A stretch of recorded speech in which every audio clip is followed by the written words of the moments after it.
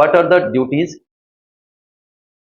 ये प्रश्न देखिए क्या कह रहा है कि what are the duties of chief of defence staff. CAD नाम का एक पोस्ट है जो कि पहले नहीं होता था, सीडीएस नाम का एक पोस्ट है जो कि पहले नहीं होता था, बाद में इसको कारगिल समिति की अनुशंसा के आधार पर 2019 में सीडीएस बनाया गया, चीफ ऑफ डिफेंस स्टाफ नाम का एक पद बनाया गया, पहले ये पोस्ट नहीं होती थी। तो उससे जुड़ा हुआ ये क्वेश्चन है कि what are the duties of the chief defence staff as head of the department of military affairs.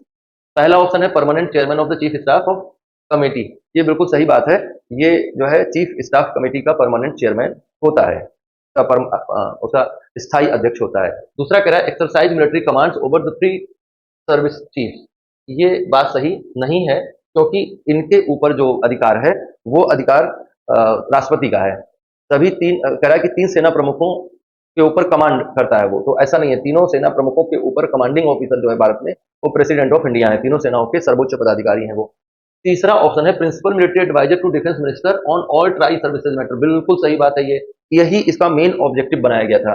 जो कारगिल कमेटी बनाई गई थी उसमें यह कहा गया था कि अलग अलग सेनाओं के साथ कोऑपरेशन करने में सरकार को असुविधा होती है, जैसे वो एयरफोर्स के साथ अलग से करे, नेवी के साथ अलग से करे और मिलिट्री के साथ अलग से करे, तो ये असुविधा होती है कि इनके बीच में जो कोऑर्डिनेशन निर्मित होगा उसका कैसे सरकार अलग अलग लोगों से बातचीत करके निर्मित नहीं कर पाएगी। तो इन तीनों के ऊपर क्या बना दिया, सीडीएस बना दिया, और सीडीएस के ऊपर गवर्नमेंट ऑफ इंडिया है, तो गवर्नमेंट ऑफ इंडिया का मिनिस्टर ऑफ डिफेंस है, जो मिनिस्टर ऑफ डिफेंस इन तीनों के साथ कोऑर्डिनेट करता है और फिर वो रिपोर्ट करता है किसको, प्रेसिडेंट ऑफ इंडिया को। तो ये मैकेनिज्म काम कर रहा है। तो ये बेसिकली इसमें स्टेटमेंट 1 और statement 3 will be correct answer. तो 1 and 3 is correct answer of this question.